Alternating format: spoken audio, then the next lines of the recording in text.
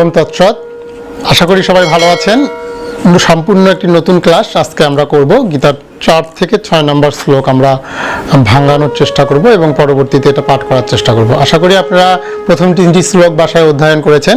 আমরা 4 নম্বর শ্লোকটার দিকে নজর দিব। সেটা হলো যে অত্র সুরা, তালিবের স আছে, পিওর স এর মতো উচ্চারণ করবেন। অত্র সুরা মহে ইস্যু আশা। এখানে দেখেন একটু সমস্যা আছে, মহের সাথে হয়ের সাথে একটা একার আছে, একারটা পরে রিলিজ করে দেবেন। মহ ইস্যু, ইস্যু হচ্ছে কেন, মধ্যাহ্ন স আছে, মধ্যাহ্ন স্বয়ের নিচে একটা বফেলা আছে, আর আমরা জানি বফেলাকে ভাঙালে উ প্লাস অ হয়, তাহলে উকারটা মধ্যাহ্ন স্বয়ের নিচে দিয়ে দিবেন। ইস্যু আশা। ভীমার্জুন, এখানে দেখেন ভীম প্লাস অর্জুন, ভীমের সাথে আকার আছে, আকারটা অ হয়ে যাবে। ভীমার্জুন সমা যুধি, যুধিটাকে আপনারা 29 তে যাওয়ার উচ্চারণ ইউধি বলতে পারেন। সামা ইউধি যুদ্ধান বিরাটশ্চ, এই বিরাটশ্চ শব্দটাকে আপনারা বিরাট চ এরকম ভাবে উচ্চারণ করতে পারেন। তালিবের শটাকে হ মানে বিসর্গের মতো উচ্চারণ করতে পারেন। বিরাটশ্চ দ্রুপদশ্চ মহারথাহা। এখানে একদম শেষের লাইনটাতে শেষের শব্দটা মহারথাহা।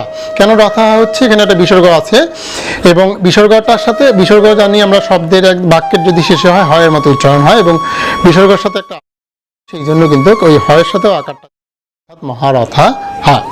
আমরা যদি একটু 4 নম্বর শ্লোকটা রিভিউ করার চেষ্টা করি। অত্র সুরা মহেশু আসা ভীমার্জুন সমাযুধি যুদ্ধান বিরাটশ্চ দ্রুপদশ্চ মহারথাহা।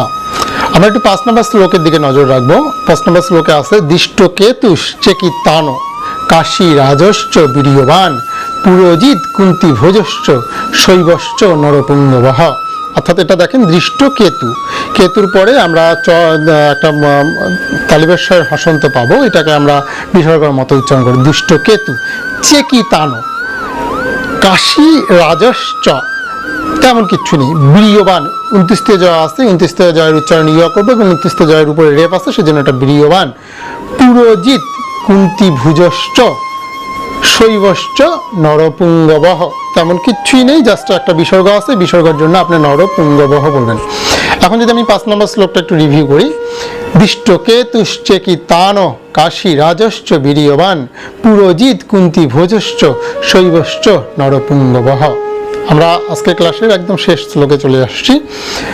দেখি একটু। যুধা মনুষ্চ বিক্রান্ত উত্তম ঔজশ্চ বীর্যবান সৌভদ্র দ্রৌপদেয়াশ্চ সর্বএব মহারথাহা। দেখেন যুধা মনুষ্য, এখানে কিন্তু 29 তে জ দিয়ে শুরু, আপনারা এটাকে ইয়া বলতে, যুধা মনুষ্য বিক্রান্ত উত্তমৌজশ্চ, এখানে কিন্তু উত্তমৌজশ্চ বীর্যবান সৌভদ্র দ্রৌপদেয়াশ্চ সর্বএব মহারথাহা। আমার মনে হয় না আপনাদের যারা প্রথম থেকে আমাদের ক্লাসগুলো করেছেন এই শ্লোকটা পাঠ করতে আপনাদের কষ্ট হচ্ছে। আমরা যদি শ্লোক 3টি একটু পুনরায় বলার চেষ্টা করি তাহলে এরকম হচ্ছে। অত্র সুরা মহেশু আসা ভীমার্জুন সমাযুধি যুদ্ধান বিরাটশ্চ দ্রৌপদশ্চ মহারথাহা দৃষ্টকেতি চেকিতান কাশী রাজশ্চ বীর্যবান পুরোজিৎ কুন্তি ভোজশ্চ শৈবশ্চ নরপুঙ্গবহ যুধা মনুশ্চ বিক্রান্ত উত্তমৌজশ্চ বীর্যবান সৌভদ্র দ্রৌপদেয়াশ্চ সর্বএব মহারথাহা। আমরা আশা করছি আমাদের ক্লাসগুলো আপনাদের ভালো লাগছে এবং আমরা যদি ভালো লেগে থাকে অবশ্যই আসলে এই ক্লাসগুলো আপনাদেরকে শেয়ার করতে হবে, আমাদের স্বার্থে না, আপনাদের স্বার্থে, সবার স্বার্থে। কারণ হলো আসলে আমাদের একটা ইচ্ছা যে প্রত্যেকটা সনাতনের ঘরে, মানে হিন্দুদের ঘরের বাচ্চারা জানি, শিক্ষার্থীরা জানি সঠিকভাবে গীতা পাঠ করতে পারে এবং সঠিকভাবে গীতা পাঠ করলে একটা সময় গিয়ে দেখা যাবে যে তাদের গীতার প্রতি ভালোবাসা তৈরি হবে। আর এই জন্য আপনাদেরকে যেটা করতে হবে, আপনারা যখন আমাদের ক্লাসটি বাসায় দেখবেন, আপনাদের বাসায় যে বাচ্চারা আছে যারা মোটামুটি 3, 4, 5, 6, 7, 8, 9, 10 ইন্টারমিডিয়েট অনার্সে পড়ে, তাদেরকে সঙ্গে নিয়ে দেখবেন বাবা, তাদেরকে দেখাবেন। তারা যখন শিখবে তারা কিন্তু 10 জনকে শেখাতে পারবে। এই বিষয়টা আপনাদেরকে মাথায় রাখতে হবে। আমরা আসলে বিষয়টা কি, আমাদের যে আসলে ভীষণটা আছে সেটা হলো যে আমাদের সনাতন ধর্মের প্রত্যেকটা বাচ্চা জানি গীতা পাঠ করতে শেখে। এর অত্যন্ত দুঃখের বিষয়, আমরা যদি আমরা বাংলাদেশের আমাদের স্কুলগুলোতে দেখি, স্কুলগুলোতে আমাদের গীতা পাঠ হয়, গীতা পাঠের সময় বাচ্চারা যে কী পাঠ করে সেটা স্বয়ং ভগবান ছাড়া আর কেউ জানে না।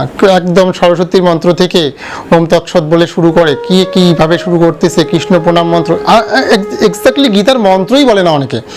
তাহলে বিষয়টা হলো কি, তাদের তো দোষ নেই, দোষটা হলো আসলে আমরা শেখার জায়গাটা পাচ্ছি না।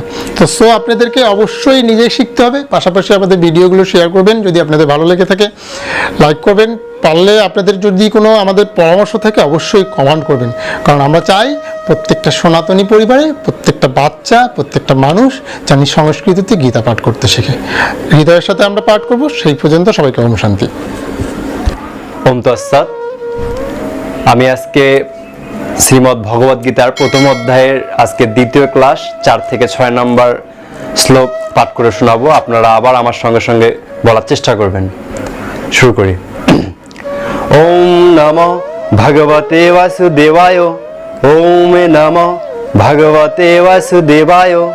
ওম নমঃ ভগবতে বাসুদেবায়। শ্রীমদ্ ভগবদ গীতা প্রথম অধ্যায়। অর্জুন বিষাদ যোগঃ। সঞ্জয় উবাচ অত্র সুরমহেষু আশা ভীমার্জুন সমাযুধি। যুয়োধান বিরাটশ্চ দ্রুপদশ্চ মহারথঃ। ধৃষ্টকেতুশ্চকিতানা কাশীরাজশ্চ বীর্যবান। পুরুজিত কুন্তিভোজশ্চ শৈবশ্চ নরপুঙ্গবঃ। যুধামন্যশ্চ বিক্রান্ত উত্তমৌজশ্চ বীর্যবান। সৌভদ্র দ্রৌপদেয়াশ্চ সর্ব এব মহারথঃ। এবার পরে শুরু করার চেষ্টা করছি, আপনারা আবার চেষ্টা করবেন বলা। অত্র সুরমহেষু আশা ভীমার্জুন সমাযুধি। যুয়োধান বিরাটশ্চ দ্রুপদশ্চ মহারথঃ। দৃষ্টকেতুশ্চেকিতানা কাশীরাজশ্চ বীর্যবান। পুরুজিত কুন্তিভোজশ্চ শৈবশ্চ নরপুঙ্গবঃ। যুধামন্যশ্চ বিক্রান্ত উত্তমৌজশ্চ বীর্যবান।